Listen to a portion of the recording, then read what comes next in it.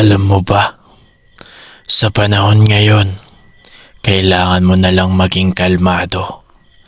Kahit na alam mo na ikaw ay tihado, iba na kasi ang aspeto ng pag-ani ng respeto.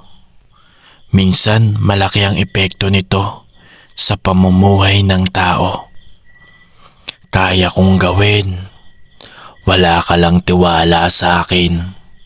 Matang inuunahan ng kaba kaysa matuto sa pagkakamali. Walang mali sa nagkamali. Alam mo kung ano mali nang aagaw ka ng mani. Meow.